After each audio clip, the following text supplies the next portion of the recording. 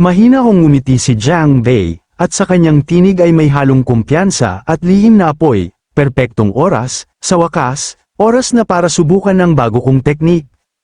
Kinabukasan, parang kidlat na bumagsak mula sa kawalan, biglang lumitaw si Jiang Bei sa likuran ni Hexuan, namulat ng malaki ang mga mata ni Hexuan, tila isang mandirigmang nahuli sa gitna ng unos, kailan pa naging ganito kabilis ang kanyang bilis.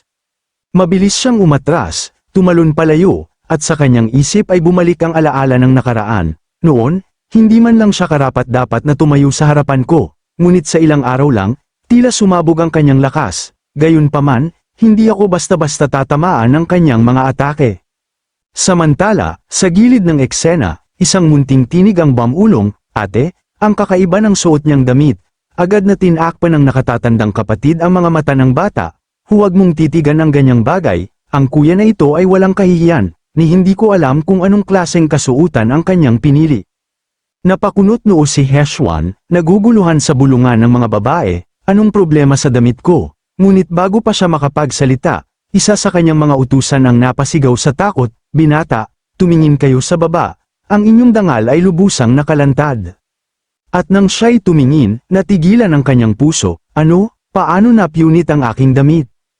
Pumutok sa halakhak si Jiang Bei, malamig ngunit mapanukso. Sa panahon ngayon, lahat nagtatanong kung anong kulay ng underwear ang suot ng tao, ngunit ikaw, hindi lang sinabi, ipinakita mo pa sa lahat, pink na underwear na may little duck pattern, aba, makulay ang iyong panlasa. Umalingaw-ngaw ang galit ni Hexuan, parang kulog na bumagsak sa bundok. "Gigi ka, sinadya mo ito, maayos ang aking suot pagdating dito." Ngunit si Jiang Bei, nakangiti at nagkibit balikat na parang inosente, "Huwag kang magalit sa akin, normal na atake lang ang ginawa ko. Ikaw ang umiwas, kaya napunit ang iyong damit, hindi ko kasalanan kung ang kapalaran ay nagbiro sa iyo." At sa sandaling yun, nag-anunsyo ang system, nakakuha ka ng 388 rage points mula kay Liang Hexuan. Nagngalit ang ngipin ni Hexuan, ang kanyang mukha ay pulang-pula sa kahihiyan, "Swerte ka ngayon, ngunit sa susunod, hindi na kita patatantanan."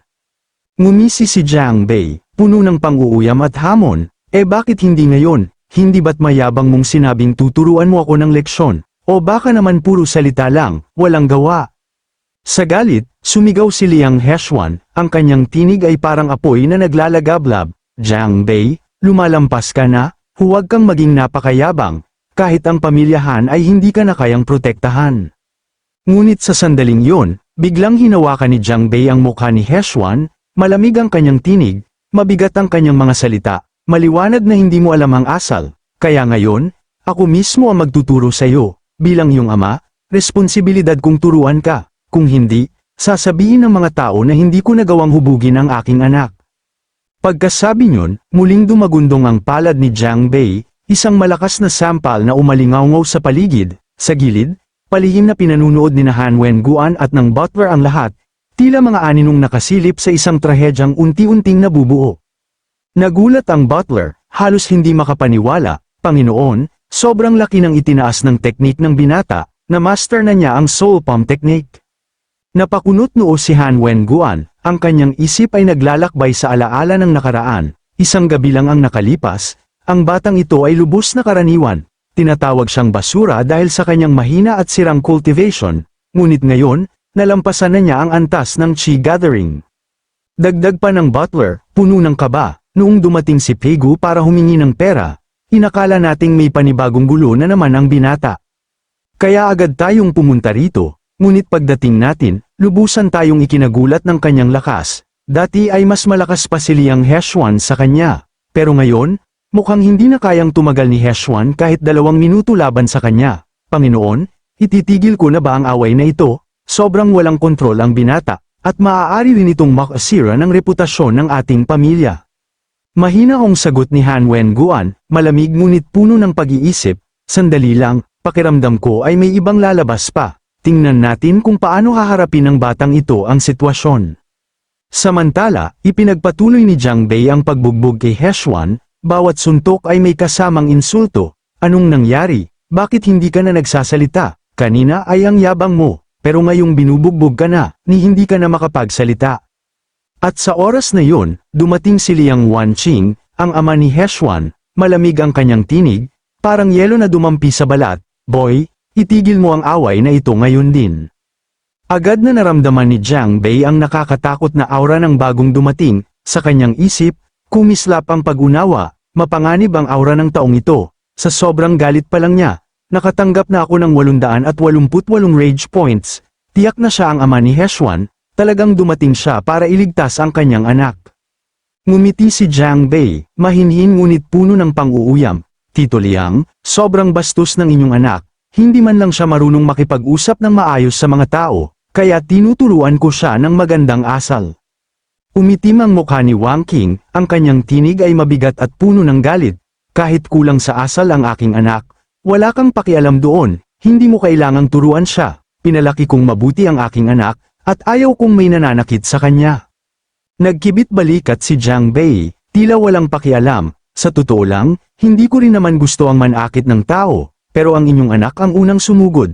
Lahat ng ginawa ko ay pagtatanggol sa sarili, at kung ako talaga ay seryosong sumugod, hindi na mabubuhay ang inyong anak ng matagal para dumating kayo. Habang nagsasalita siya, palihim na nag-level up muli si Jiang Bei, ang kanyang aura ay lalong lumakas. Alam niyo, walang mali sa pananakit sa inyong anak, may mga tao talagang hindi nakakaintindi sa salita. Sila ay nakakaintindi lamang sa suntok.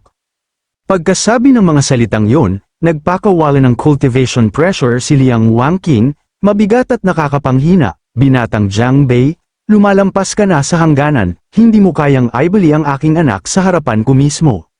Ngunit sa loob ni Jiang Bei, may kakaibang kasiyahan. Hindi ka panipaniwala ang galit ng taong ito, nagbigay na siya sa akin ng 888 rage points kanina. At ngayon, isa pang 888 puntos, kaya, kung mas malakas ang cultivator, mas marami akong benepisyong nakukuha mula sa kanilang galit. Noong una, wala akong planong provokein siya, pero ngayong napakalaki ng pakinabang, kailangan ko ng makipagsapalaran. Bukod pa rito, ako ang batang Panginoon ng pamilyahan. Anong pinakamasamang magagawa niya? Sasampalin ako ng 2 beses, at sa bandang huli, gagantihan ko rin yun. Buong yabang na ipinahayag ni Jiang Bei, ang kanyang tinig ay parang kulog na gumuguhit sa kalangitan. Sige, sabihin na nating binuli ko ang anak ninyo. So, anong magagawa ninyo tungkol doon? Wala man lang kayong lakas ng loob na galawin ang mukha ko. Alam niyo ba kung sino ako? Ako ang batang Panginoon ng pamilyahan. Oo, ang pamilya Liang ninyo ay isa sa 4 na nangungunang pamilya, pero sa 4 na yon, ang inyo ang pinakamahina. Muntik nang himatayin ng butler sa gulat, ang kanyang tinig ay nanginginig, lubos nang nabaliw ang ating binata. Hindi ba niya nakikita kung gaano kitikat ang kanyang kalaban? Wala na ba siyang pakialam sa sarili niyang buhay? Paano niya nasasabi ang mga ganyang walang katotohanang bagay?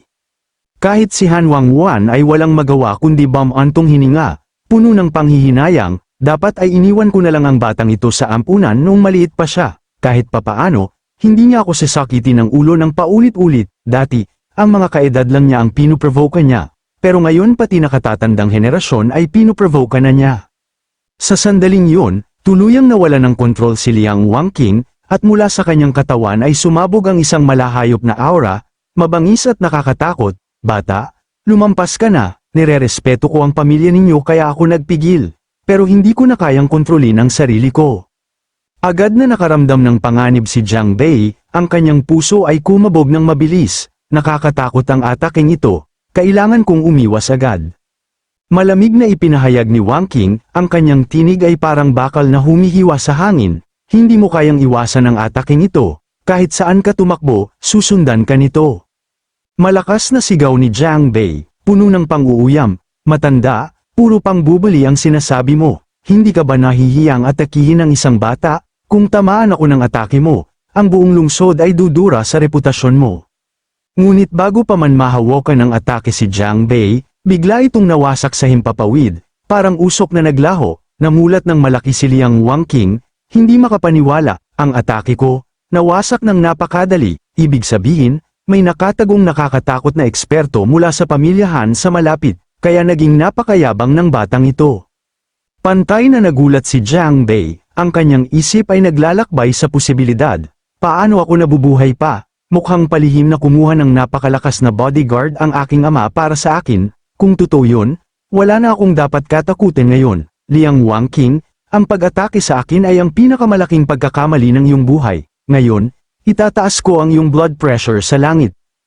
Pinigil ni Wang Qing ang kanyang galit, ngunit malamig ang kanyang tinig. Jiang Bei, humingi ka ng tawad sa aking anak. Kung humingi ka ng tawad, patatawarin ka ng pamilya Liang. Agad na nagprotesta si He Xuan, ang kanyang tinig ay puno ng desperasyon. Ama, binugbog niya ako ng husto. Kung hahayaan ninyo siyang ganito, anong mangyayari sa reputasyon ko? Malamig na sagot ni Wang Qing, mabigat at puno ng babala. May nakatagong nakakatakot na eksperto sa malapit na kayang pumatay sa akin ng madali, kaya ikaw ang magpasya kung ano ang mas mahalaga, ang reputasyon mo o ang buhay mo. Buong yabang na tumawa si Jiang Bei, ang kanyang halakhak ay parang apoy na naglalagablab sa dilim. Gusto niyo akong humingi ng tawad? Imposible yan. At sa totoo lang, hindi ako humihingi ng tawad sa mahihinang pamilya tulad ng pamilya Liang. Sa totoo lang, ang makipag-away sa akin ay ang inyong pinakamalaking pagkakamali. Pagsisisihan ninyo ito sa buong buhay ninyo. At muling nag-anunsyo ang system, nakakuha ka ng 1,888 rage points mula kay Liang Wang Qing.